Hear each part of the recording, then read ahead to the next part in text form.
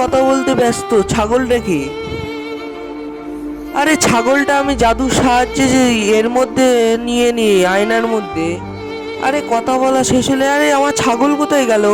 আরে আমার ছাগল নেই, এবার কি হবে? আমার এই ছাগল এবার খুঁজতে বেরিয়ে পড়লাম। আরে আয়নায় এই ছাগলটা, ব্যাপারটা কি?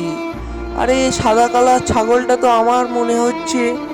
ও ভাই তুমি দাঁড়াও ভাই, দেখো দেখো এই ছাগলটা কি আমার? না না ভাই, আমি বেচতে নিয়ে যাচ্ছি, এটা আমার ছাগল। আরে এই টাকা দেবো, তুমি কি এই ছাগলটাকে বেচতে রাজি? হ্যাঁ হ্যাঁ, দুই বন্ধু যুক্তি করে বলল। আরে বেচে দে ছাগলটা, আরে এই ঘরের মধ্যে রেখে দাও, মালিক এইটা নেবে? আরে হ্যাঁ হ্যাঁ, নেবো নেবো। আরে কিছু বাচ্চা চলে এসছে, এদেরকে একটু ফটো তুলে নে ছাগলটার সাথে। এদের কিছু ফটো তোলা হয়ে গেলে বাচ্চাদের বলল তোমরা সরে যাও, ছাগলটা নিয়ে চলে যাব। আরে না না, নিয়ে যেও না।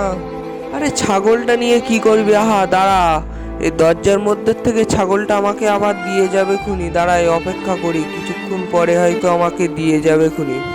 ওরা তো এখনো বেরোচ্ছে না, এবার কি করব দেখি, দরজাটা খুলে। আরে কিচ্ছু নেই, এ কি সর্বনাশ হয়ে গেল। আপনি লাইক সাবস্ক্রাইব করবে।